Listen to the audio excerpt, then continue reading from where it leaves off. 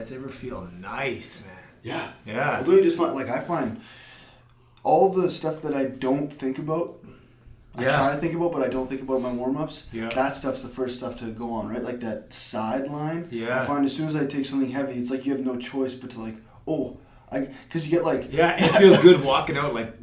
Totally. And just like shifting hip to hip, eh? And the way you like you can grab the floor with that, like your toes just feel like, I feel like I just have talons when it's heavy. Yeah. I've got to set like, we've got those safety bars at the complex. Yeah. I put them like, almost I'm scraping the bar, right? Yeah. Because it's like, I don't want to crumble, right? Like, exactly. Totally. Yeah. And rarely am I going to a point where I'm actually going to crumble, but it's still. Especially for warm up, you want to be careful with it. Yeah, it was. Did you volume for squats or? Today was just following their thing. It was max reps with body weight in 2 minutes. With body, okay. Yeah. Yep. Yeah. I That's got 24, which is good for me. That's good. It's good for me. It's like squat reps, once you get past like 20, is that number that things just start to, like, it gets intense, man. And I felt like I could have squeezed out more, but it was just getting like sloppy. Yeah. I was like, I'm happy with that. Yeah. Did I tell you that time I ended up in the hospital? You did. From those. You did. Yeah. It's just like, it's those sets where you're like, I think I got a few more, but something in you's like, just put it away before it gets real sloppy, right? Yeah. And then those things can punch you in the face, like, oh shit, that was, I did the step-ups, reverse step-ups, and then walkouts and squats, and then sissy squats. Nice. I like it. And then the middle split was for today too. Nice. I did that at work after, but that was really early. But I like just like a couple things, and like just give it the time it deserves. You know what I mean? Like really warm up those step-ups. Well, not even just, and I've been not even really warming up, just like get moving and just start training. Right. Just start, and I think like that's the gift of prioritizing mobility. You know what I mean? Like you don't have to. You don't have to. You don't have it's to take there, that 20 minutes and like. Yeah. Right? Just start training. Yeah. I followed this powerlifter, Ben Pollock, and he just put out an article yesterday where it's just like fewer exercises, but do them better. Mm-hmm. Not intense in your load selection, but intense in your conscious approach to it, right? Yep. Where it's like, no, I'm paying attention to this. For sure. Like I'm not doing curls and thinking about what's for dinner. It's like just plug into it. And 3 exercises like that versus 8 exercises where you just sort of you download a program off Google. Yeah. The 3 exercises that you think are going to do something versus the 8 that you just for sure. found. It's such a difference. 100%, man. Yeah. Not falling for that exercise FOMO. That's exactly, dude, I forgot my extensors. I didn't get enough pinky work today. I know, 100%, man, I know. Yeah, it's so cool. Yeah. And then you're just not really getting enough stimulus for any of it. Exactly. Right? Like you're just, It's like you're skipping the meat and potatoes and going for the kale or something like that, right? It's like just get the bulk of the stuff too, right? Like it's so beneficial. And this new program it's 6 days a week, and it's nice. It is nice, and it's kind of less stuff. Just so you know what I mean. Less stuff per day. Yeah, it seems like less stuff per day as opposed to the 4-day kind of upper body like ABAB, you know. Totally. And I like it, man, because I think just like meditation, like I like training every day. Oh yeah. And I think like the benefits of it, just like meditation, like it's better to do 10 minutes a day every day than it is to do 2 hours 1 day a week. Exactly. Because you're coming back from it that many more times. Yeah. You're taking it into your day that many more times. Totally. Well, frequency is such a huge component of that, right? Absolutely. Yeah. So deadly. I already hit record on this thing, so I think cool. we just yeah. Right on. 4 minutes intro right there. Cool, buddy. Cool. Yeah, man. So I don't know if we wanted to name this or preface it or anything, or if we just wanted to use this as like a thing to pull clips from. Yeah. Or what? But we could preface it as the Afloat Podcast if you want to. Yeah, right? For sure, man. That's the first episode. version run. We'll break it out. I think it'll be good just to clarify our own thoughts around what we're doing, what we're trying to do. I need it. Yeah, me too. Right? Me Yeah. too. Yeah. Absolutely. Yeah. Yeah, I think what we were talking about the other day about mental health and how it's talked about, and when the word mental health awareness gets thrown around, and we're just talking about, we don't really know what we're talking about. The concepts are vague and abstract, and then so any solutions or tips people get are just vague and abstract, and it just... No, totally. It's like when we say mental health, it's like everything that isn't mental health is what's included, right? Like the opposite is mental illness is what we're really what we're referring to, right? Whether we know it or not. You leave out so much of the proactive stuff, right? The stuff that's actually gonna make a difference. For sure. Yeah, man.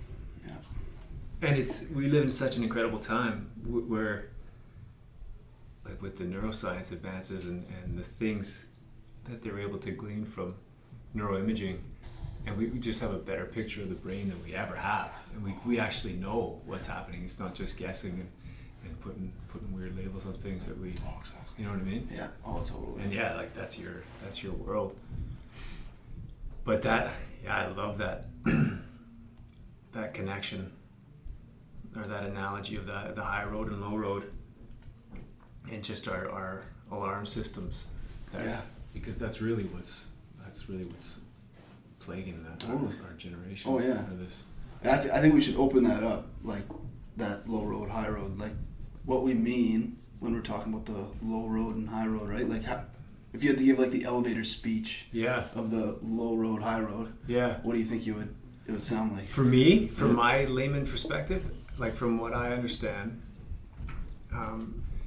is as sensory information reaches your brain through your eyes and ears and nose and skin, and it goes to your thalamus, which I remember from science class is the relay station of the brain. Like that's where it goes. Yeah. And then it goes two directions. The low road goes down into the midbrain and brainstem through the amygdala, and the amygdala only cares about what's relevant for your survival. So it's looking for threat. It doesn't care. Yeah. And its job is to, if it detects a threat, it starts preparing your body for action, either to fight or flee, and then like further down the line to freeze and shut down. And it talks with the hippocampus, which is again, my layman conception, the memory center involved in memory. And so it bounces information off that to compare it to past experience to know if this is something really to be threatened about. And if it is, then it goes full kind of DEFCON 5. Yeah. Like it signals the alarm bell. Yeah. And then the high road, so at the same time it goes down the low road to the amygdala, up the high road into the frontal lobes, and like you told me, into the medial prefrontal cortex, which is like our rational brain, and it's able to kind of take a much more 50,000 foot view of things, and kind of in our best moments. In our best moments, right?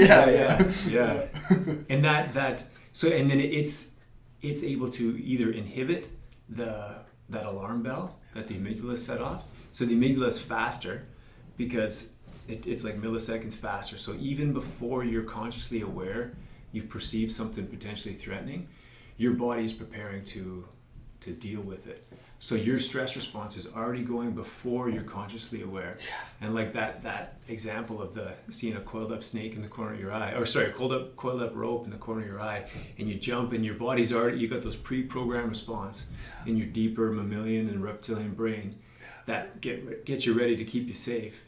And then milliseconds later, your conscious brain, your rational brain, your prefrontal cortex is like, no, that's just an extension cord. And then you feel stupid, but it's your body was already ready to jump or kick it or run or whatever you're going to do. Yeah. Mm-hmm. Oh, totally. And I think what will sort of segue into what we'll be talking about today is like how sensitive that precondition is to like what you're going to determine as threatening and what's not threatening, right? Like if you're having a great day and you've had a great week and you know all your chores are done and you've had the right nutrition and stuff, you're not going to perceive many things as threatening unless they're really genuinely threatening, right? As opposed to someone who's stressed out, eating like crap, not sleeping very well. Like those once neutral things can become a little more aversive, right? For sure. And threatening. For sure. Yeah, it's so wild how sensitive. It's the whole frontal lobe, but like that medial prefrontal cortex, just how sensitive that is to like moment to moment foundational changes. Right. It's wild. And it's so.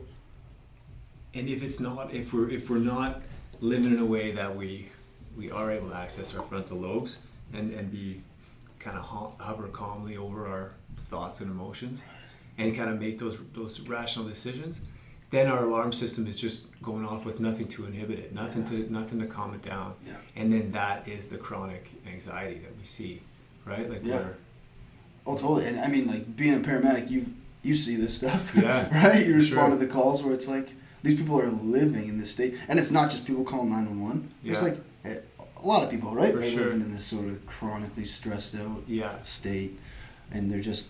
I love the thing that you say all the time. It's like you're paying your phone bill with your credit card. Mm-hmm. That's my favorite thing when it comes to stress and this sort of thing, where it's like we're sacrificing so much of our potentially future resources for now just to be okay, or just keep us floating on baseline, right? Just keep our heart from not exploding. Totally. And that layer system of the brain, like the brain stem being the reptilian brain, midbrain is like the mammalian brain, telling you what's pleasurable, painful, all that stuff. And then your top layer, our most recently evolved layer of the brain, is what makes us human. That's what we think of humans. That's how we could think about humans. And that ability to, when you're accessing your frontal lobes properly, you can look at the situation, you can consider a potential action and consider its potential consequence, and then choose your path. Oh, that's you know what I mean? Like that ability to move through time. It's not just right now. And when that connection's cut off or that balance is swayed too far to the amygdala, it's always right now. It's always a threat right now.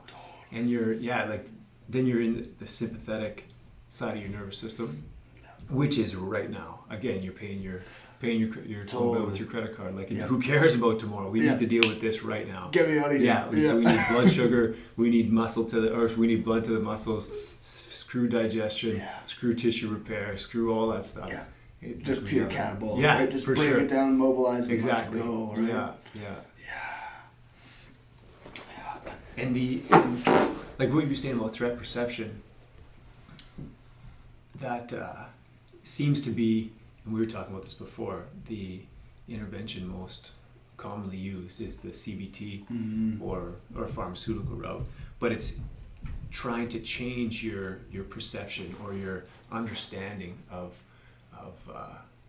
your life and situations, so they can appear less threatening, right? Oh, exactly. It's just changing that relationship. Totally. Or reframing it in some way. Reframing is great. I think that's a good way to put it, especially in regards to like trauma and stuff like that. You're not going to change the trauma, but you can reframe your perspective of it and its impact on you. For sure. Which is interesting. I always find that interesting with social scenarios, social anxiety, and in particular, when you feel those socially anxious, uncomfortable feelings, are stressed by social situations, why does it feel like a threat? Why are you perceiving it like a threat? And I mean, it's got to be the evolutionary selection of behaviors that would make us closer to our kin, our people around us, because the social bonds were so important. Because if you were excluded from your tribe back in the day, that was a wrap. Certain death, right? Yeah, exactly. For sure. That's what I find, and like doing the presentations and stuff, it's like that social judgment, or like, getting in front of a group of people, or just like starting a podcast, right? Like just that little extra level of observation, you can perceive it as so threatening. Like people would prefer to be electrocuted than they would speak in front of a crowd of people. Right? It's like, how did that get connected in the brain? Where it's like, we're gonna view that in the same light that we view the coiled up rope or snake, right? So it's that potential to reframe, and we've got some cool tricks to help reframe for sure that sort of perspective, right? And because evolution didn't program us to feel good. That's true. Right? That's true, right? Yeah. She doesn't care about how you feel in that respect. Survival. Right? Yeah. Yeah. And like that thing that just came out, or you told me a few days ago, how there's like the blood-brain barrier, and the blood-testis barrier, the blood-ovarian barrier. Right. It's like there are 3 things. If you're one gender, there are 2 things that nature cares about most, right? Reproduction and your capacity to reproduce in the future, right? Your brain. Yeah. So, and it doesn't that's it, man. That's it. That blows my mind how there's a clear priority put on those 2 things. Yeah. Right? It's like, I wish my muscles would have that, right? Like, I'd love to be able to build my muscles and then just put a barrier, like, let's not let this go away, right? But no, she figured it's not necessary. Yeah. It thinks species level. Not, exactly. It's species level, right? Yeah. Not the individual. So, how should we go about this? Should we get maybe a little more foundation before we touch on the breathing, or what do you think? Should we just sort of tuck into the light, deep, and slow? Yeah, maybe we can just talk about a basic understanding of the kind of sympathetic, parasympathetic balance. Balance and what that entails. And I mean, we could get into this later as well, but talking about that framing, the way we frame our experience, and how that framing can affect what we perceive as threatening or non-threatening, and the way we live today, in terms of just always being plugged in and there's never a time when we're just doing nothing. Like there's just always an opportunity for distraction, and the more we plug in, the more we're pulled in, like with our attention economy, where your attention is the most valuable resource there is, because it just drives consumers. It drives everything. It drives the economy. Yeah. And the idea that, this anxiety epidemic we have today with young people and everybody, it's not just young people either. It's not it's an appropriate response to the environment we're living in, with so much information overload at all times, and it's always taken us, it's drawn our attention outside of ourselves, and so we're kind of handing over the reins of our autonomic nervous system to technology and the media we consume, and just the world around us. So the world's just pulling our strings, and we're not without the proper tools, like we're going to talk about breathing and learning how to regulate your own autonomic nervous system. You have no autonomy over it. The world is you're at the mercy of whatever happens to you. Yeah. And I think and just the fact that, like, you sort of live, like we mentioned before, like living in that sort of stressed out state, and how that impedes your capacity to remove that stressed out state. Exactly. Right? Like, that, it's just one of the, it's like Mother Nature, she's like, we care about the species, right? The individual. It's like that circuit is really interesting, and you can see how it seems like it's evolutionarily, or like there's a desire in us by default to want to sort of go out and do things, right? I think that's sort of what the brain looks like we're doing, right? But that there's a negative outcome to that, is that we don't know how to stop, and we don't know how to flick it off, right? Yeah. So when it just starts to roll out of control, enter 2020, or where we're at now. So it's learning to take what is great and get given to us, in that our desire to keep going and develop, and technology and all these things that bring about really cool experiences. Yeah. But measuring that, or rather balancing that with bringing it back to baseline, right? Sure. Coming back to the parasympathetic. For sure. Because there's so much opportunity. Exactly. There's so much opportunity at our fingertips. So much, and it's just and you want to keep going and going and going, and you just chill out for a little while, and it makes coming back to it so much better. Absolutely. Your capacity to explore it, it's just, and your capacity to participate and give out ideas and create and stuff. It's it's hard to create when you're the consumer, right? You sort of have to step back. Absolutely. And become different part. Seems like managing your dopamine is gonna have to be a priority in today's world. Like we get so much dopamine from the media and the information we consume. Like these phones, I'm talking about these phones. Yeah. Like staring at Let's these not. phones. Yeah, for sure. And how many times, like it's completely unconscious. You're waiting in line somewhere, and the moment you realize that you have to wait and you're stuck for 45 seconds, that phone is in your hand before you even realize it. Yeah. It's so habitual. Yeah. It's there, and you're just scrolling through, you know, and you're not, and so your brain's releasing dopamine because that's potential reward, right? Oh yeah, it's potential reward. The next, the next thing, right? Like totally, it pushes you forward. Yeah, right? Yeah. And learning about that was really interesting in how, you know, I always thought dopamine was the reward, was the rewarding, like, so it made you feel good when you got the reward. But dopamine is the motivator to get you moving toward the reward. In response to the perception of a potential reward, dopamine gets you moving. Totally. Dopamine gets you moving toward things. Mm-hmm. And so when you have positive things you're doing, like weightlifting, training, working on a skill, woodworking, something that you're putting your energy into, there's a reward at the end of it. The reward is either it's mastery or it's whatever you get from it, but you can get your dopamine from that. Yeah. But if you're constantly just being given dopamine, almost like that, you know, getting the milk for free, right? I don't know if that's pretty much though.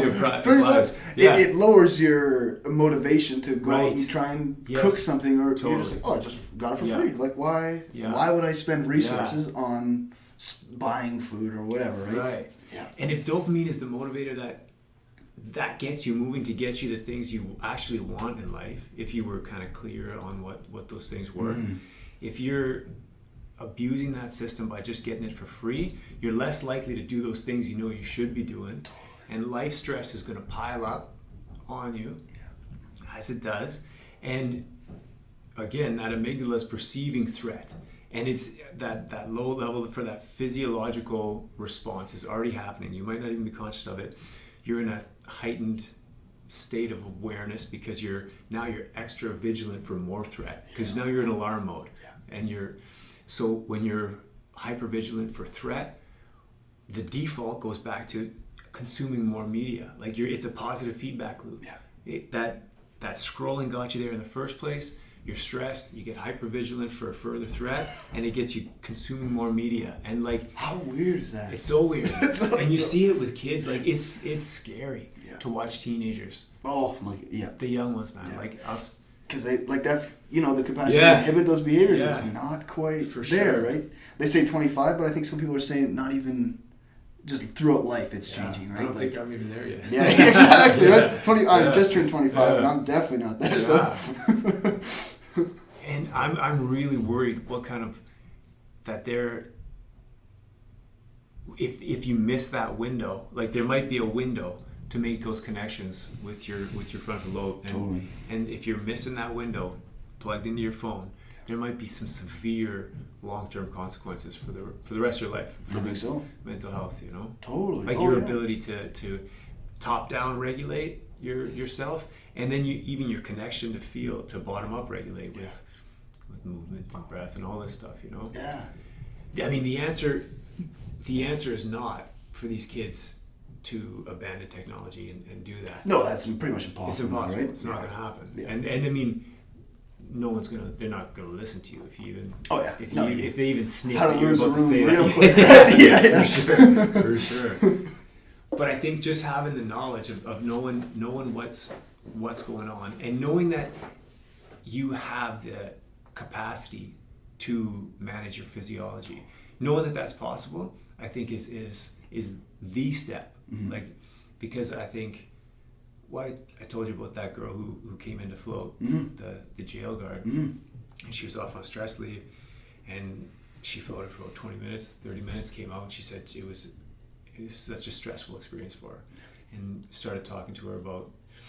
I just asked her if she struggled with anxiety. She said she did, and asked her what she does to manage it. She says nothing. And I asked her if she's done any breathing any breath work? And she said, no. She said, sometimes it's there, sometimes it's not. And I just live in fear of it coming back the rest of the time. And I thought, like, how many people is that the case for? 1 in 4, I would guess, right? 1 in 4. To some degree. To some degree. Yeah, of course. Yeah. Yep. And it's just, and I mean, and so that's somebody who's not even aware of the possibility of managing her own physiology. Like, the world is doing it. Totally. Yeah. Her circumstances are doing for her, right? Right. Yeah. When she's not anxious, yeah, she's okay. Yeah. And when she's not, right? Right. It's just... and it's all dependent on her circumstance, what's happening. Yeah. What's happening around her. And it's just like that. And that's got to build on so many other things, right? Like, that's just a feeling of powerlessness, right? Yeah. Where it's like that learned helplessness, right? Sure. Where just like, no matter what I do, Yeah. nothing outside changes, so what's the point, right? Yeah. Take your hands off the steering wheel, and then talk about, really start spinning too, right? Yeah. So it's really about, it's realizing that you've got the power to take back a lot of that. For sure. That autonomic tone. Yeah. And how you feel, just day to day, right? How you feel. Yeah. But it's got to be an active choice. Like, it's not... Mm-hmm. It doesn't happen like as easy as it is to go pick up a burger through a drive-thru. No. No. But it almost is, actually, on some level, right? Yeah. Like, just sitting down to breathe for 2 or 3 minutes a day. Actually, that's probably easier than driving through to get a burger, right? Because it's like, you're right, yeah. Like, you're already, right? Yeah, they're working on it. They're working on it, yeah. They'll make it way easier. It's coming through the TV in a decade, I'm sure. It's 3D printed right in your car. Yeah, exactly. Yeah. Burger pills and shit. Absolutely. Yeah, I mean, and I started talking with that jail guard about carbon dioxide tolerance a little bit, and about how, and that being a regulator to breathe, and we did just a little bit of the breathing, and it completely, I saw that light bulb moment. It was such a cool moment for me to see that, where it just occurred to her that she might have some control over this, and it was so yeah, I mean, what we're talking about is, like true empowerment, right? Yeah, that full, for sure. Yep. And that word autonomy keeps coming back. I was literally just going to say that. Yeah. And it comes from the Greek, autos, nomos. Autos is self, nomos is law or custom. So having its own law, having your own law. Yeah. And interesting, because the autonomic nerve, that's where the name comes from the autonomic nervous system, because it kind of has its own. Right. It's unconscious. It's involuntary. Right. But the way and what we call that presentation, autonomic autonomy, having a little bit of autonomy over your autonomic nervous system, seems to be, your ability as a human to choose how you respond to the world. And that's what makes us different from animals. Like, animals just kind of live in lockstep with the world. Like, when they're hungry. They hunt, they do whatever they got to do, they forage. When they're being chased, they run. Yeah. When there's nothing going on, they drop their metabolic rate and sleep or whatever. Like, there's no, they don't have that ability to consider what an action might produce and then make a choice on how they're moving through the world. Right. But we're blessed with this higher level cognition that we're able to do that. Oh yeah. And so if we don't, and we just let the world pull our strings, we're not living up to our potential as humans. Yeah, pretty much, right? Yeah. And I think there's sort of like that as above, so below thing, right? Where it's like, if we want to send rocket ships out to space and 3D print burgers, and, drive Tesla trucks, we have to be able to mediate the opposite side of that, right? These negative outcomes that we're sort of starting to realize that we have to deal with, right? Yeah. And just setting up like a personal set of laws, right? Mm-hmm. Like the behaviors that you're going to engage in and the behaviors that you're not going to allow yourself to participate in. Yeah. Setting up those laws so that you can sort of enjoy that top half without so much of the negative outcome of the bottom, right? Absolutely. Yeah. And I think that's what the Stoics were talking about. Like it seems to me, reading the Stoicism, so much of it was kind of building that inner refuge, that inner sanctuary where nothing got in unless you let it. That's exactly it. Right? Unless you let it, right? Yeah. And they knew that. Yeah. And they're sort of like that. And Adler picked this up, right? Where it's like, he thinks everything we let in, right?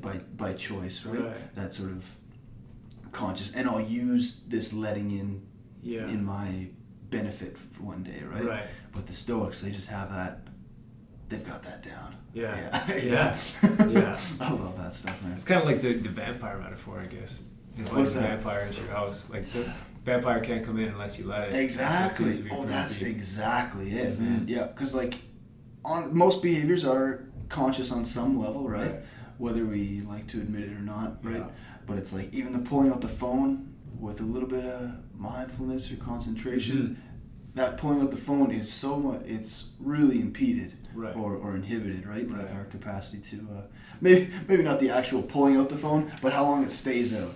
Yeah. Right? Yeah. I find I can be almost turning the screen on and I can catch myself, right? But And how about you even when you do find something that might be of real value to you, like if you find there's I get a lot of value from the things, the people I follow on Instagram and stuff, and when you read a really thoughtful post and think about it for a while, how easy is it then to just keep scrolling and just find something else?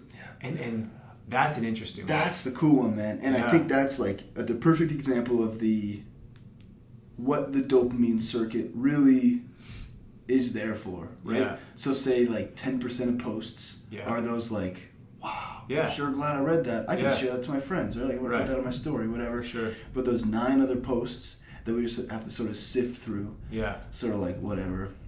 But it's that dopamine that's like, what if the next one's good though? Exactly. Right? It's that anticipation of like, there might be a good one coming up. So just go a few more, and that dopamine will start to diminish a little bit as you start to realize, and then you maybe see something good, and then you get a bump. Exactly. Right? You're just riding those dopamine waves, man. It's like blood sugar, right? You can just ride those small waves through those short-term pleasures like donuts and shit like that. So you're riding those.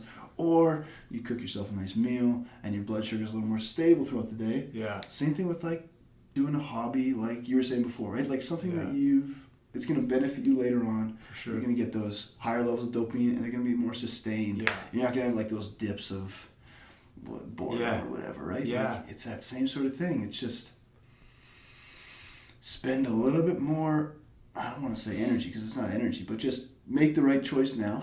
Right. And you're just going to ride so much farther, I think. And it seems like the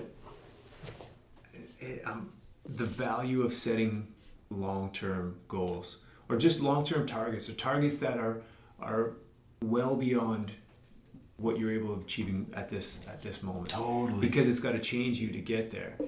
And then every little micro step you make on the way to that target is that's where your dopamine's coming from. And that's like the real good dopamine. The real dopamine. Right? Yeah. And like those targets, if you get real clear on it, your life will organize around it. Yeah. That's the cool thing. That's the cool thing. It's not trying to fit it into your life around your schedule. No, you make it, and your whole life conforms to it, to that target. You know, I'm always so inspired hearing stories of athletes or anybody who's had a catastrophic injury or something. That doctor said you'll never play your sport again. You'll never do this again. Yeah. And they just had an unbreakable will to get back to what they love doing, and their whole, not even their whole life circumstance, but their physiology organizes around that goal. Totally. And that is autonomy. That's right. That's having your own law. Yeah. Like you're deciding where you want to be. That's being a human. And that's just one of like the most badass things you can do. 100%. Right? Like 100%. His last name escapes me right now. I think we've spoken about him before. Joe Dispenza? Shoot. It's going to come to me in a second. But he basically like had a life-altering diagnosis, so he shattered his back or something like that. Yeah. And for the next 3 or 4 months, he sat at home. And this is self-report. I can't attest to the truthfulness of it or not. I mean, he's walking around now. he said he just would sit in meditation for hours a day Yeah. and rebuild his spine. He was a spinal surgeon. So he's maybe from the outside in, he sort of knew. Yeah. And you look at like the scans that he would take every couple months, and you could see the repairs happening with no invasive surgery. Right. And it's like, that's a real serious case, obviously, but it's like he just made a choice to just really attend to something and just build at it slowly. He knew it wasn't going to happen quick. Right. Like it was going to be slow. Yeah. And I mean, I think we do that with exercise and stuff, right? 100%. Like, I'm not going to deadlift 700 tomorrow, but maybe in 10 years. Right. So put myself in the position that'll let me get that 605, the 610, the 615, right? For like sure. build your way up. For sure. And it's just, well, and you talk about involving the frontal lobes, right? Like that planning, decision, future. It's like, it seems like we feel the best when everything is functioning properly. Yeah, it sounds so obvious, right? Yeah. but I think some people just, they either don't want to hear it because they feel like they're so far off having a properly functioning lifestyle. Yeah. But no, that's most rewarding, man. Absolutely. Yeah. Absolutely. And yet that idea of, you know, how do you get to, why is that even possible to get to 700 pounds? Yeah. Like that, being the organism that you are, and the way like evolution has shaped our genome. Yeah. When you're deadlifting 450 pounds today consistently, that's just something you do.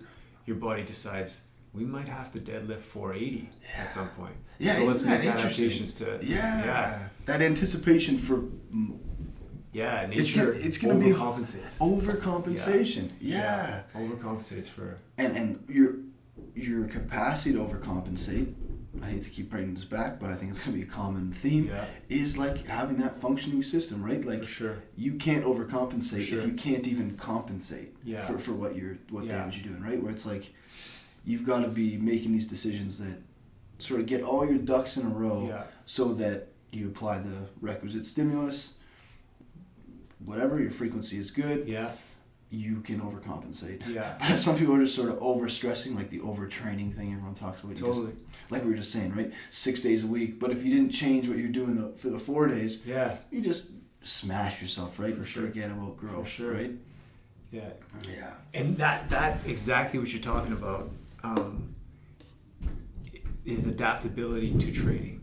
Which can be measured, is being measured with HRV. That's the whole thing. Yeah, so what is HRV? HRV is the, again, this is my layman understanding of everything in of what it is. We coach that with everything. But it's a measure of respiratory sinus arrhythmia, which is the way your heartbeat increases in speed as you inhale and decreases as you exhale.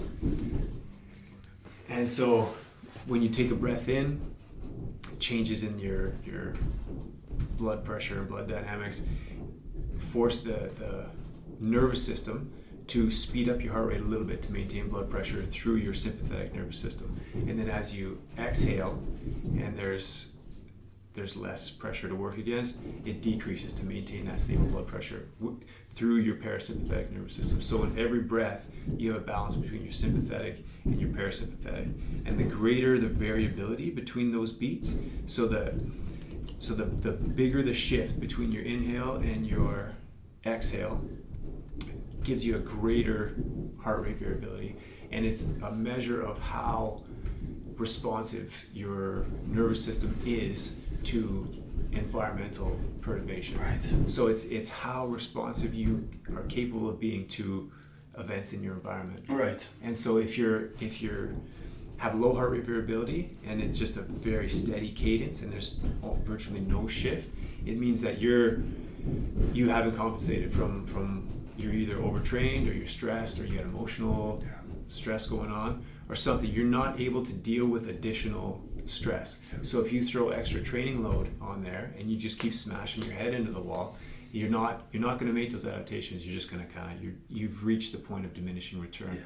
So that's why it's such a cool, like the tool, like the Aura Ring that you have. It's such a great tool to be able to know what your adaptability to training is. Yeah, it's like a very quantifiable, objective measure of capacity to recover and adapt, right? Yeah. And I was just reading this really cool article on how HRV and significant decreases in HRV predict injury and illness in athletes. Right. It's like you can almost guarantee loosely as your HRV gets lower, your capacity or your chances of injury are reflectively being increased, which is just like, it's so obvious, right? When you understand the mechanisms, like, oh yeah, if your body is becoming more and more automatic and less flexible and plastic to the moment, of course you're going to start making more gross movements, and the mistakes are going to be a little bit larger. You're not going to be able to adapt to the mistakes. Right. I find that so interesting. It's so interesting. Oh, it's so wild. interesting. Yeah. And nature loves variability.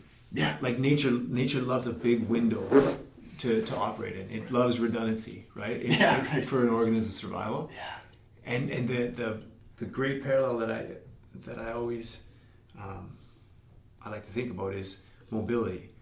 When just joint mobility. If you like the hip, for example, if you have no internal rotation and almost no external rotation, and you're trying to squat, you have one path. You have one path that you can achieve that motion, essentially. And so you're working, you're using you're stressing those same tissues over and over and over again. Yeah. And if anything happens to shift you one way or the other, or whatever, something happens, you have no way to compensate for it. Yeah. Whereas if you had great mobility, like Klokov or something, like he could probably do a snatch on a surfboard. Right, probably. With the Bosu ball. For sure. Yeah, right? For sure. Yeah. Yeah, like he's able to deal with a whole bunch of different environmental factors because he's got so much room to play with. Yeah. So when you don't have much room to play with, injuries come in. Oh, exactly, right? Yeah. And I think that's true for everything. I think range of motion mobility is like the perfect example of that, right? You just like, and even things like, I can't remember who said this, but if you don't raise your arm over your head for like 2 weeks and see what it's like to raise it at the end of 2 weeks, right? Where it's just like Greg Reynolds, I think he did an interview with Kelly Starrett. One of the coolest sort of ways of explaining why our mobility changes. Right. He says, and this will be a ripe example for where we are in the world right now. In your body, imagine that it's snowing an inch every hour, right? So you can make the choice to go out every hour and shovel the walk, or you can go once a day and shovel 24 inches, right? What's going to be more exhausting? Yeah. Probably the waiting, right? Yeah. And I think a lot of people are doing that, right? Where they're waiting till their 50s, right? Yeah. And the injuries start to become apparent. And they're like, now I'm going to start paying attention to the stuff, right? Like now I gotta start shoveling my walk, right? But taking that proactive approach and just like, I'm just gonna shovel this every hour. Yeah. And it rarely will it change. Maybe some days it snows more, some days it snows less, but on average you're putting out that amount of work, right? And that's just like, I love that example. If you don't raise your arm overhead for 2 weeks, you've got like 2 weeks of snow to undo, right? Yeah. Versus an hour, right? Like, You know. So I think that's a good.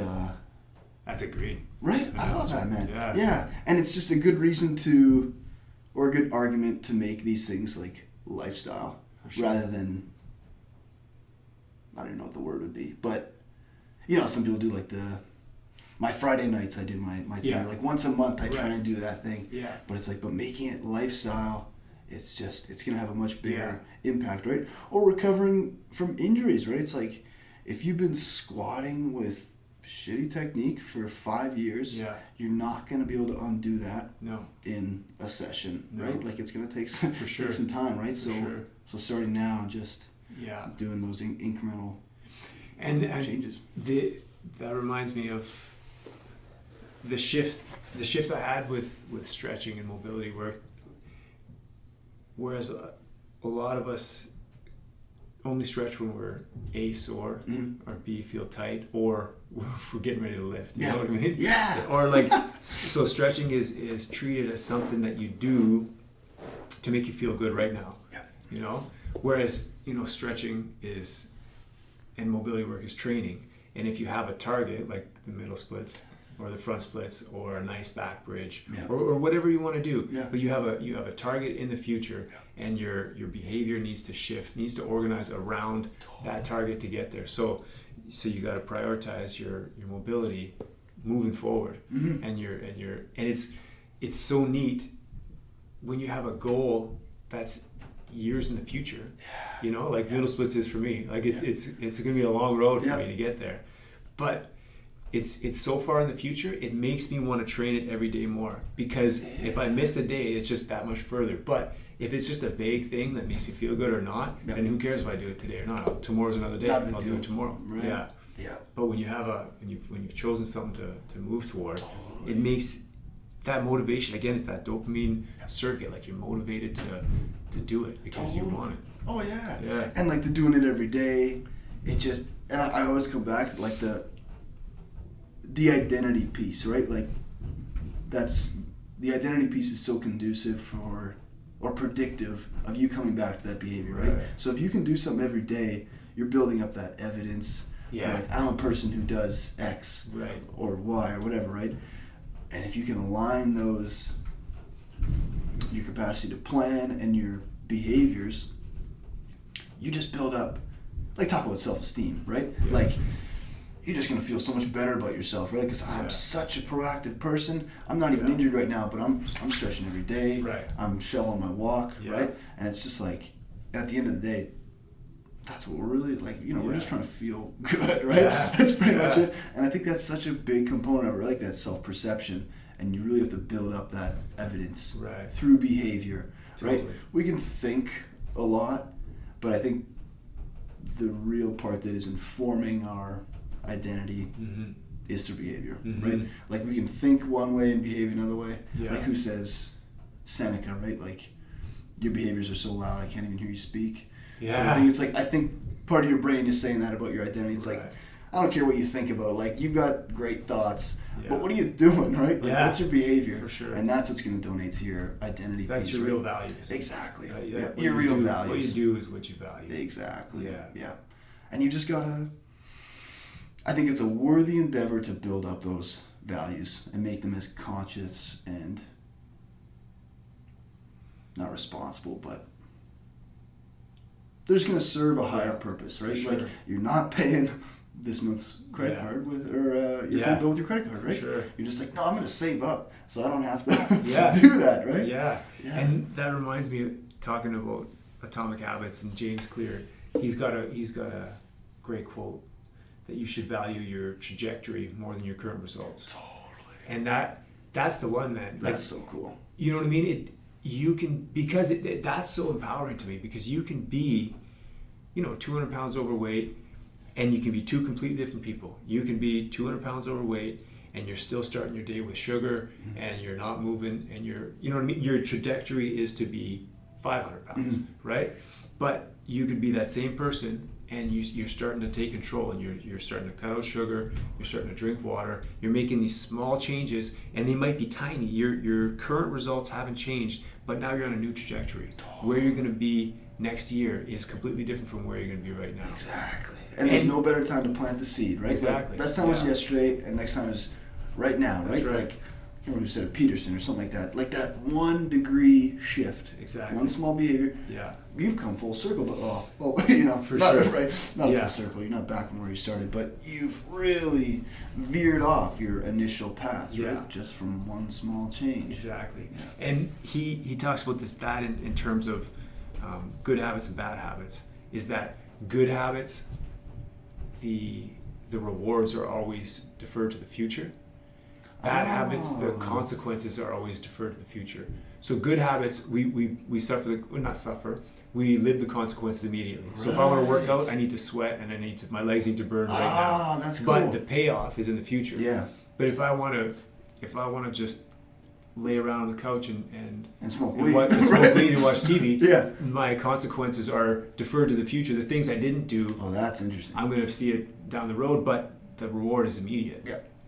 It's kind of neat. That's so neat, and how that plays into like the low road, high road, right? Sure. It's like if you're living in that sort of continuous cycle of stress, it's like you just want to feel better now, I'll deal with it then, right? And those decisions just snowball. They can snowball for an entire lifetime, right? Eventually, I think they lead to disease that will kill you. Yeah. But you're just making those decisions, right? Yeah. Aligning yourself with the values that you want to hold as part of your identity. Yeah. And just suffering a little bit right now, right? Yeah, for some better stuff down the road. And that's going to be the superpower in our very near future. It is. I mean, it's a superpower now. It's been since the Stoics were talking exactly. about it always has been, but I think now it's like, for sure. It seems like the gravitas behind it is much higher now. Absolutely. Yeah. Because how many of our choices are deferred to technology? Like from the routes we take to work, to the movies we watch on Netflix, to the things that we're fed, to everything. Like how many of our choices are not our own if we're not paying attention? And they're so easy, right? Like convenience is killing us, right? Because it's just like, why suffer now? Just gonna have it now. I'll be fine then, right? I'll take my antidepressants and my my benzos. I'll be fine, right? Like, and I think this will be another big component of what we talk about in this is our tendency to constantly override that, right? Like you talk about this, like with the pharmaceutical industry, it's like that's sort of its actual purpose, right? Is to just override those current symptoms of our decisions, right? And it's just like, and I think we're at a place where it's like, I think we just have to put up with the symptoms and deal with them in a different way, for sure, right? Rather than just feeling better now and putting off the consequences till later. Very much so. Yeah. I mean, I always worry that I sound ungrateful for, the medical system that we have, because I mean, we're so lucky. Right. Oh my God. So lucky to be able to. We're in the best time to be that absolutely right now, I think. Absolutely. Yeah. But the way we've kind of framed our relationship to our physicality is, I think, kind of been done through the lens of modern medicine, like that allopathic approach of which kind of came of age through it's a treatment of communicable disease, which was like identify and treat. So identify a problem and treat it, and it was so effective, and that's why we're not dead of plague. Right? Oh yeah, it worked, man. It worked. Yeah, it worked, and it's but now we're not facing those threats anymore, but it's chronic disease, and it's all lifestyle factors. It's the inputs that we're putting in to our physical organisms that are causing their breakdown. And then we're managing those symptoms by overriding the physiology that broke down in the first place. So, and that book Anti-Fragility by Nassim Taleb blew my mind in his ability to articulate this, talking about organic systems like the physical body as being harmed by the absence of stress. Right. Where a machine system, like a machine or a linear system, is harmed by low-level stress in terms of material fatigue and stuff. But we're harmed by the absence of stress. So when you take away the stress that engineered our genome, things start to break down. Yeah. And then exercise is a modern innovation. We've engineered and we've stress. Realized it, right? Like, for sure. It's so funny. I think about that all the time, where it's like we really come so far from the plains of Africa and the tundra and stuff that we're like, I mean, some people unfortunately don't have a choice in the matter, but some people are so blessed or however you want to look at it, that we like voluntarily move towards that stress, right? Where it's like before the exercise was just a byproduct of the lifestyle, right? Yeah. But now it's like, shit, right? Like, now I just have to take a heavy bar on my back, right? Yeah. And use that as the stressful stimulus for adaptation, which is so cool, right? Like taking your own adaptation 100% in your hands. Like that's the coolest thing. We had the opportunity. Like there was nobody deadlifting 1,000 pounds on the savannah. No. That would make no sense. Adaptation would make no sense. What are you doing? And that's the beauty, is now we can. Yeah. We can. Totally. Which is reason enough to do it. Yeah. Because we can. Oh, I think so. Yeah. Yeah. No, it's so cool, man. Just that. It's cool, and it's also like one of the, like, in the time of race privilege and stuff like that, it's like I think that's a real privilege, right? Yeah. Like to be able to outsource our stressful stimulus to, like we get to decide what our stressful stimulus is for the most part. Sure. I mean, we still have like, yeah, you know, family stuff, relationship stuff that will come to us, but we're so fortunate to be able to able to do that. Absolutely. And back to those alarm systems in the brain, when they're not exercised with adequate environmental stress, and we're dealing with this chronic stress that just always has us at this low level hum, we seem to have a lower threshold for what feels stressful, what we perceive as stressful. You know, so the not exercising that mechanism causes it to become much more sensitive, and we kind of sensitize ourselves to stress where everything is stressful. Like how we're like that whole I can't even culture. I literally can't even. I literally can't even. Yeah. Like that. Fuck. I can't wasn't enough. Yeah. Like I can't even. No, I literally can't even. Yeah. Like can't is such a poisonous word to begin with. You know what I mean? But it's like another identity piece, right? Where it's like, Yeah. oh my god, bro, shoot yourself in the foot, right? Yeah. Like that's it. You can't. That's what you can't do. You can't do that. Really. Yeah. And you know, beautiful example of us doing the cold swims coming up to wintertime. This has been the easiest winter I've ever experienced. So, I was out walking my dog last night, I mean, like hanging out in the backyard with a t-shirt on, no issues. Yeah, man. Like I wasn't even thinking about it. Like it's fascinating. It's fascinating. Yeah. And that's changed my attitude towards so many other things, right? Like cold and heat. Like I've loved sauna for so many years. Now cold exposure's become a big thing. But now it's like in so many other respects. Yeah. Right? Like now I want to like just learn more skills and like just flex this capacity to adapt. Yeah. Right? That's what I'm really after. It's just like I just want to see how much can I adapt to? How far can you push this? Right? Yeah. How far can I push it? Yeah. Yeah. Totally. And I think a lot of people, like we talk about this constantly, right? With like the grit mentality, right? Yeah. Some people have that, like how far can I push it with not lack of respect, but like they don't have the recovery piece, right? Like they're just pushing it nonstop, right? Yeah. But they realize like to adapt, you really have to you come off the gas, right? Like give yourself some opportunities to. And I think that idea of the reward being deferred to the future, when suffering becomes the reward, like when you know what I mean? When laying on the gym floor in a pile of sweat and you can't even move becomes the reward. Yeah. If that's the only reward, then you're definitely at risk of not coming off the gas enough to. And then you're just doing it every day, right? And then the goal is to be the heaving, sweaty mess that you are. Right? Yeah, exactly. Where I mean, that heaving, sweaty mess can be in service of your goal, right? But it can also be in service of your ego at the same time. And that becomes the. And that's where like some of my favorite aspects of fitness is like that. Not computational, but like you've got to be precise with your application. Like you do strength waves, so it's like I'm gonna up my working weight by 5% every week for 4 weeks. Then I'm gonna drop it on that 5th week, right? Like it's not just like 5% every week until infinity, right? Yeah, exactly. It's like nope, sorry, it's not gonna work, right? So it's like that. It's understanding that, right? And just like we're biological systems. We love to adapt, but to be able to adapt, you gotta give yourself some time, right? Deload, absolutely. Yeah. And I found it so fascinating. Just a minute ago, you're talking about, what was it?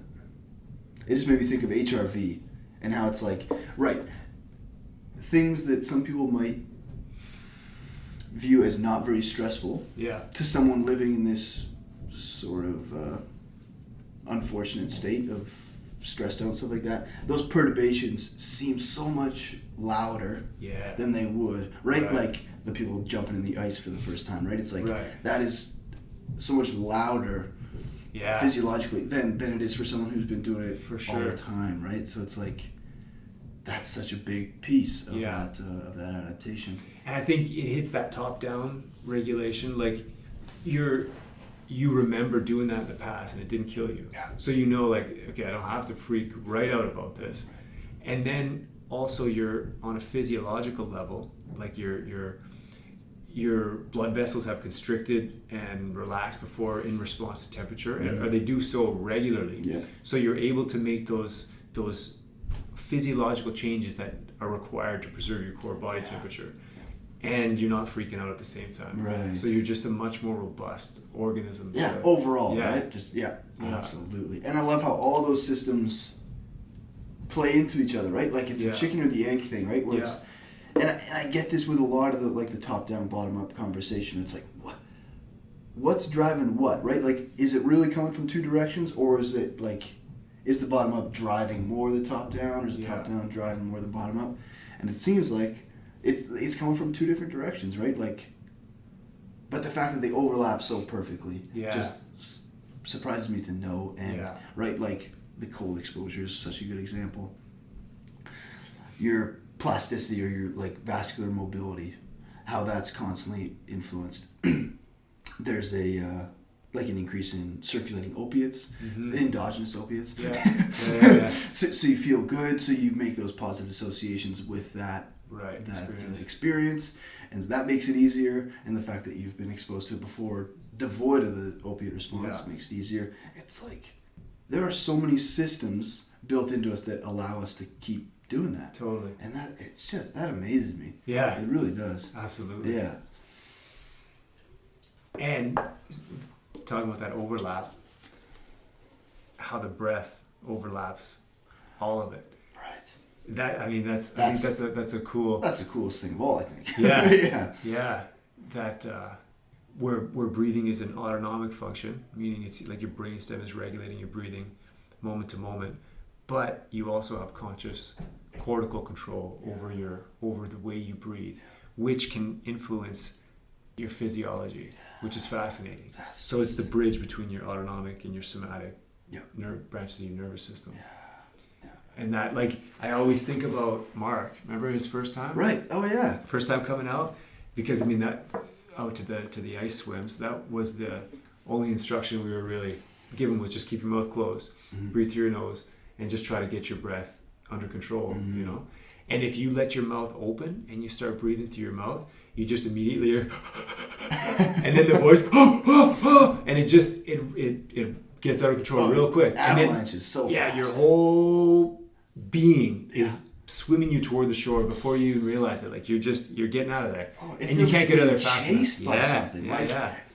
Like you thought there was something behind you, and if you go with it, now there's something behind you. Right? Like you're just, oh my god, I just have to fly out of here. Like pure fight or flight. Right? Like I think that's the closest I've come to that. Like real feeling of like, oh, this is genuine panic. Right? Like that is real, man. Yeah. But to be able to just get in front of that. Yeah. And just like watch it sort of disappear, and you're like, wow, I could have reacted so differently there.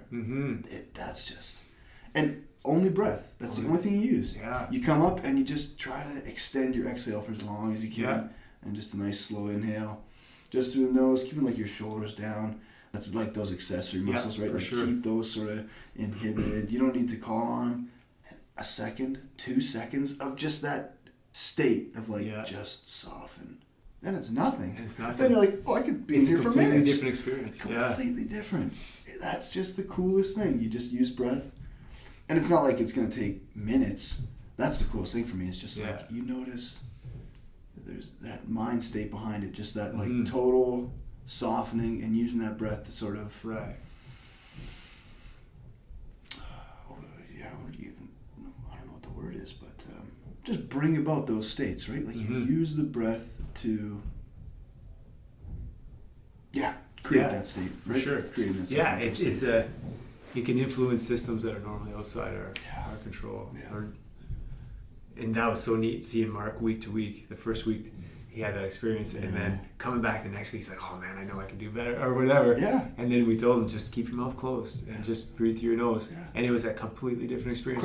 Crushed it. Yeah. He was in, like, as long as everyone else. Like, it was... Absolutely. Like, he wasn't even... No. Yeah. Yeah, it's interesting, man. Oh, it's amazing. And that makes it real exciting to kind of consider the implications of being able to change how people breathe day to day. Because if breathing has that much of an influence over a powerful experience like that, how does your breathing every second of your life affect your physiology and the way your brain's experiencing the world, you know? Totally. And most of us overbreathe, meaning we breathe too fast. And it usually ends up being faster, shallower, so it ends up being upper chest. We start to engage those accessory muscles, and we're blowing off too much carbon dioxide, and so and then that further speeds up our respiratory rate.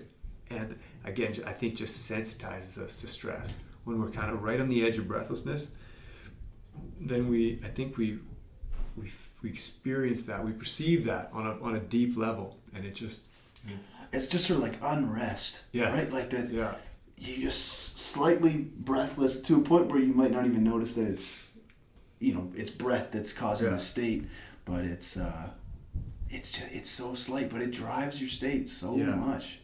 It's so incredible, man. Yeah, and it has to be talked about more than it is. And it is. It's getting out there. There's like a lot of cool people doing super cool things. Super cool stuff. And but just understanding that carbon dioxide is what regulates your respiratory rate. So it's not a lack of oxygen that makes you breathe, but it's the buildup of carbon dioxide. Carbon dioxide's coming from your cellular metabolism, so it's always accumulating in the blood. And you got chemoreceptors in your brainstem that are monitoring your CO2 and your pH, and as it reaches a threshold, it signals the diaphragm through the phrenic nerve to contract and make you breathe, and you blow off CO2, levels drop, and then the whole thing starts again.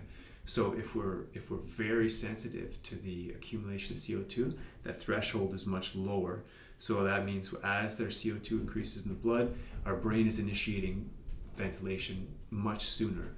So, and then it ends up, we're kind of stacking breath. So we don't get that nice long exhale, nice slow, full exhale, which is like from the HRV talk. That's what's influencing our parasympathetic nervous system and helping us be more on the rest and digest side instead of the fight or flight side. Yeah.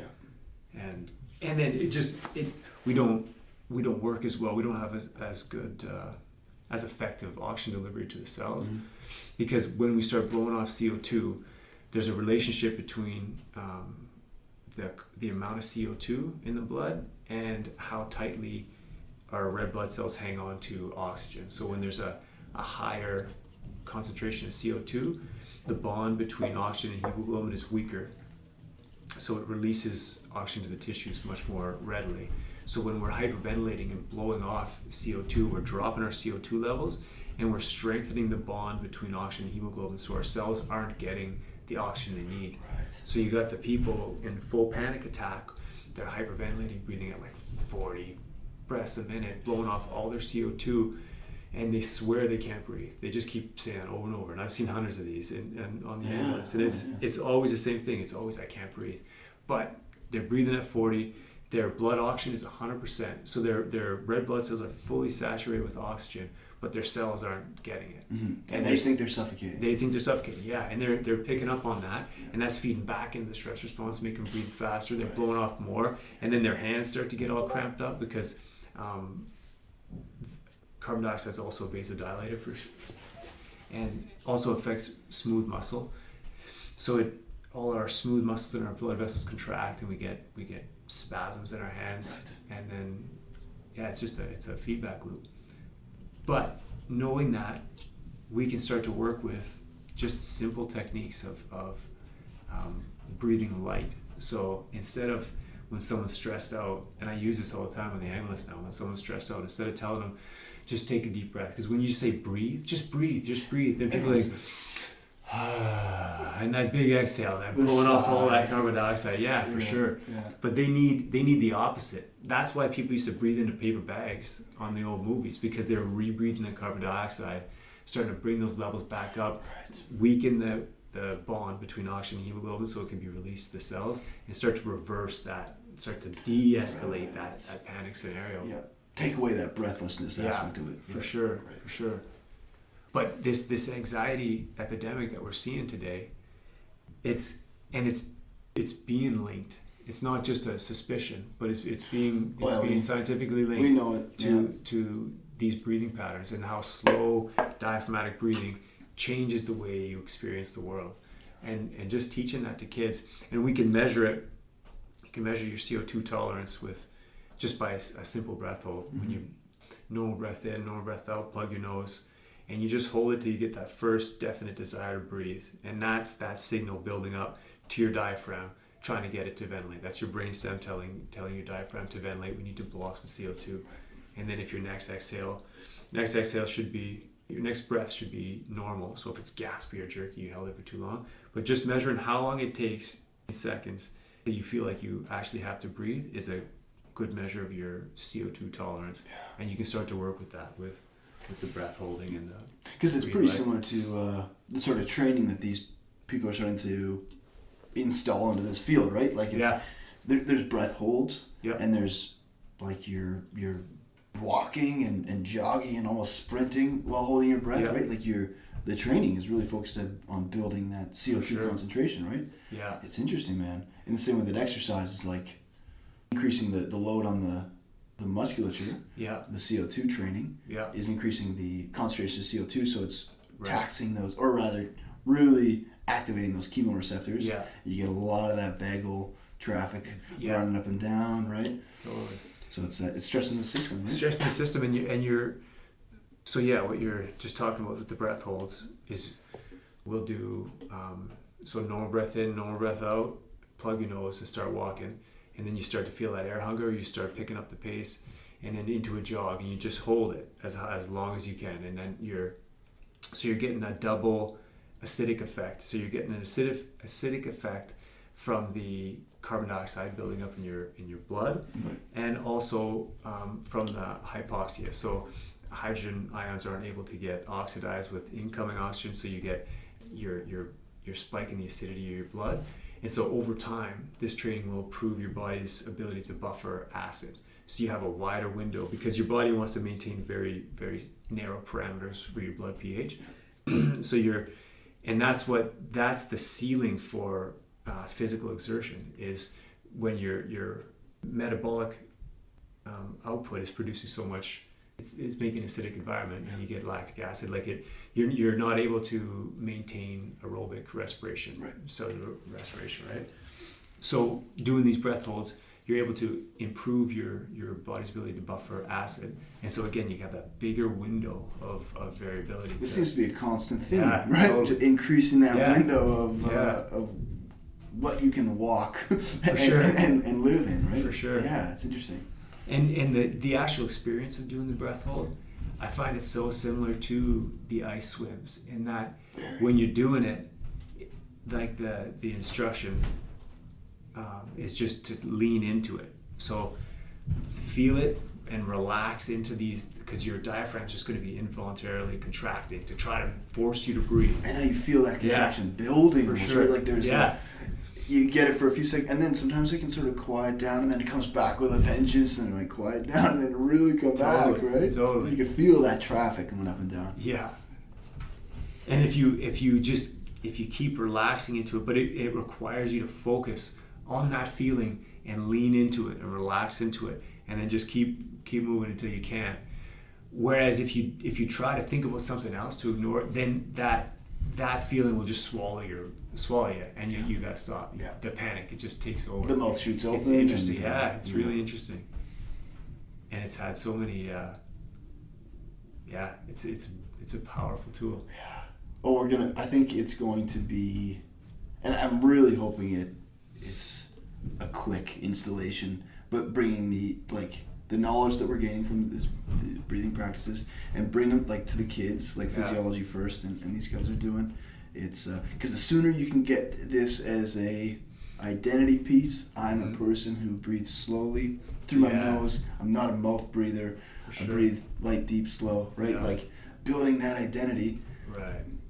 The evidence of you being a calm breather, it's all there, right? And being stressed is so opposite to what you perceive yourself to be. It's perhaps you're going to snap back a lot quicker, right? Totally. You're going to have the sympathetic activity like we're supposed to have, right? Stress is a natural part of life, but the capacity to come back.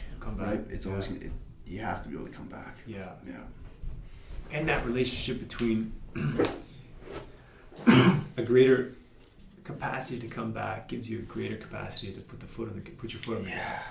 Oh, and that's the best part, right? Yeah, and that's the best part. Like, that's what you're really getting from putting in the work, is like those rewards farther down the line, where it's like when I think about sort of installing these the light, deep, and slow breathing into my training, like when I'm actually lifting weights, you notice a little drawback for a little while, right? Like you experience a little bit of breathlessness, and with all that cellular activity, it's to be expected. But you see that capacity to adapt over the next few weeks, and now you're always breathing through your mouth, or through your nose. Sorry. Yeah.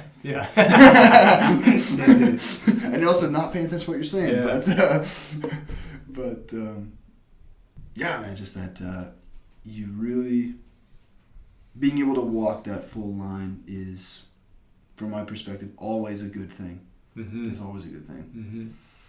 Yeah, it seems to be the way. It seems to be the way. Yeah. Seems to be the goal. Yeah.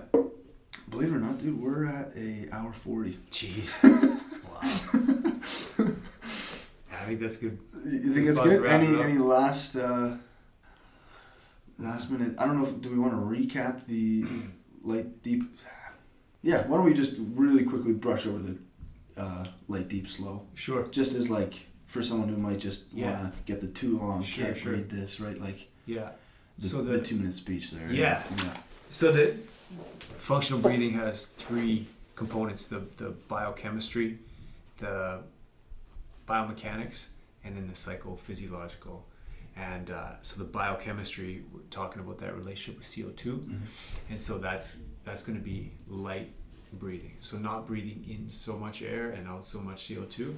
So that's going to improve our oxygen delivery to the cells, and going to improve our CO2 tolerance.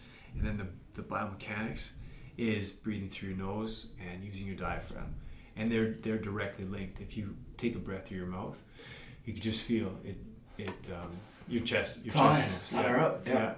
And so that and your nose, it provides a natural resistance, so it forces your diaphragm to move. You need to use that bigger muscle to pull, and I think they're neurologically linked as well. But so breathing with your diaphragm is going to pull air deeper into your lungs, and it's going to ventilate the lower lobes of your lungs where the greatest concentration of blood is, and so you're going to have better oxygen exchange, alveolar ventilation in your lungs, and also your nitric oxide is released from your nasal cavity. That's so interesting. So cool. Man. So cool. So cool. And it was only discovered in like 1991. Yeah. I feel like that's one of the coolest biological Easter eggs. Yeah. Right? Where it's just like you breathe through your nose and just get for sure NOS basically everywhere, right? So it's a natural vasodilator, and it helps to redistribute the blood in your lungs, and so you're getting better ventilation in your lungs. And then the psychophysiological piece is really tied to the cadence of your breath. So, and optimal breathing is somewhere around 6 breaths a minute, and that's where they found the greatest maximizes vagus nerve traffic. So your parasympathetic nervous system is most active. It likes that 6 breaths. It likes that 6 breaths a minute. Yeah. So that's a 4-second inhale, and then a 6-second exhale. So your exhale is like 1.5 times longer than your inhale, because it's a passive process. Yeah. And so that's, and the interesting part about that is the two factors that decide how much you breathe are respiratory rate and your tidal volume. So how much you breathe each breath, and so average, and then multiply those, you get your minute ventilation. So that's how much you're breathing every minute. Right. And average is somewhere between 4 to 6 liters per minute, and so usually that ends up somewhere around 12 to 20 is average breath per minute. Right. Yeah, that's average rest rate. And so if you're taking 12 breaths at about a half liter, then you got 6 liters over the course of the minute. So you got 12 minutes times 500 milliliters every breath equals 6 liters per breath. You can breathe slower and deeper, doing a 6 breath per minute, breathing 1,000 milliliters per breath. You still get 6 liters. but the amount of air that's left in the dead space, anatomical dead space, so your mouth, your trachea, your bronchi, everything that's not your alveoli, not available for gas exchange. Those last receptors, right? Yeah. So the amount of air that's in your dead space doesn't change. So there's about 150 milliliters of each breath gets left in dead space. So if you're breathing 6 breaths a minute, that's 900. Yeah, I think that's what. Yeah, is that 900? I think 6 breaths per minute. Minus the 850, 900. Yeah, 850. Yeah. But if you're breathing 12 breaths a minute, multiply that by 12, and so you get almost a 20% increase in just breathing efficiency. Yeah. So you're getting more oxygen by breathing slower. You're breathing the same amount of air, but breathing slower just gives it more time to. You're getting more oxygen actually into your alveoli, and you're giving it more time to exchange to oxygenate your blood. Right. Yeah. The ventilation and the respiration, right? Like they're both lengthened and improved, right? Yeah. Through the longer, slower breaths. Yeah. And just a common person, when you breathe slow, I mean, you just know that intuitively. Oh yeah. Yeah. Absolutely. Like if you're driving, right? Like for sure. And the guy cuts you off in traffic, right? And you get the response, like, "What? I'm gonna pull that guy over and end his life," right? Yeah, sure. Or you just default to, I find like 2 or 3, so 30 seconds of this breathing, and I have completely forgotten about that. Yeah. But not even forgotten about like what happened. I was just like, who cares? Yeah. Right? Like, I'm laid back now. I'm chill, right? And being able to come back to that as quickly as possible, man. That's what it's all about. Yeah. And when I practice just the slow, light breathing at 6 breaths per minute while I'm driving, and I can't speed.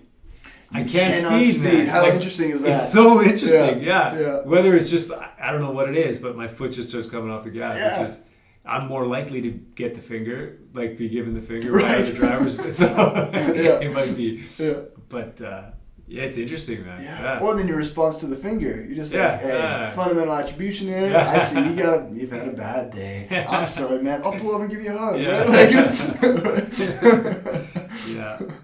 Yeah. It's you lose control of that breathing. That's the first. That's the first step to losing control of yourself. You know? Yep. And that's the interesting thing to get across to kids, is that's the mark of a leader or someone. You know what I mean? The people that we admire are the people who have control over their actions. Because it doesn't matter how you behave it does, but not so much when things are going well. It matters how you behave when things are going wrong. You know, that's what people remember. Oh, exactly. When you're the guy losing his fucking mind in the airport because his plane's late or delayed or whatever, like...